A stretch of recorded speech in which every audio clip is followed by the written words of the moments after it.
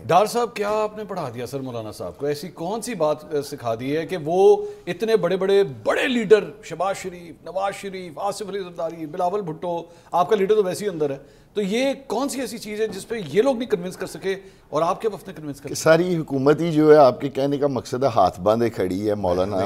کے گھر کے باہر۔ اچھا منصور بھائی، میں اس سوال کا جواب دینے سے پہلے جو شروع میں آپ شیر کی بات کر رہے تھے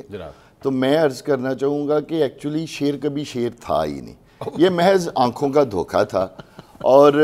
وہ ایک کہتے ہیں نا کہ گیدڑ اگر شیر کی کھال پہن لے تو وہ شیر نہیں ہو سکتا، اور یہی وجہ ہے کہ شیر پر جب بھی شیر بننے کا وقت آیا، ہاں وہ جنرل مشرف کا دور تھا، شیر تب بھی ڈیل کر کے باہر بھاگ گیا، اگر وہ جنرل باجوہ کا دور تھا، شیر کے پلیٹلیٹس کم ہو گئے، تو شیر نے کبھی بھی شیر ہونے کا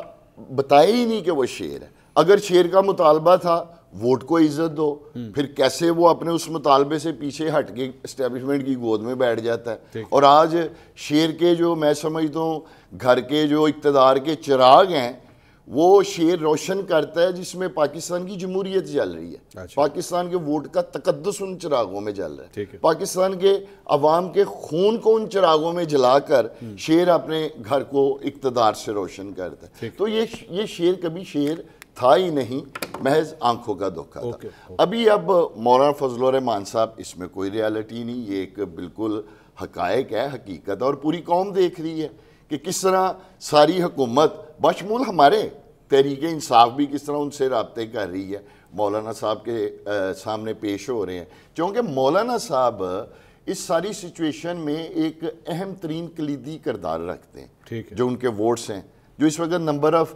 گیم جو اس وقت چل رہی ہے۔ اور جہاں تک تحریک انصاف کا تعلق ہے، جو ہم بار بار مولانا صاحب کے ساتھ رابطہ کر رہے ہیں، کیونکہ مولانا صاحب کا 8 فروری کے بعد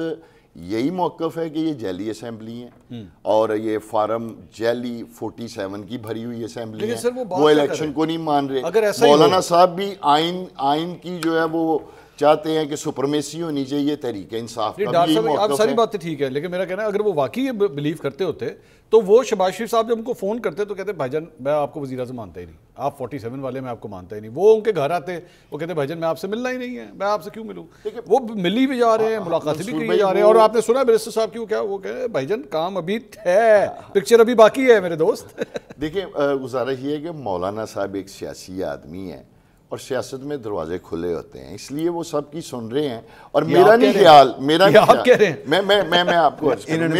نہیں خیال منصور بھائی کہ میرا نہیں خیال کہ مولانا کسی بھی ڈیل کا حصہ بنیں گے، کیونکہ جن لوگوں نے ڈیل کی ہے آج جو پبلک اور عوام میں ان کا حشر نشر ہوا ہے، میں نہیں سمجھتا کہ کوئی بھی سیاسی آدمی جو ہے وہ اس راستے پہ جائے گا جس راستے پہ چل کے آج حکومت اور شیر جو ہے اس کا حشر نشر ہو چکا ہے۔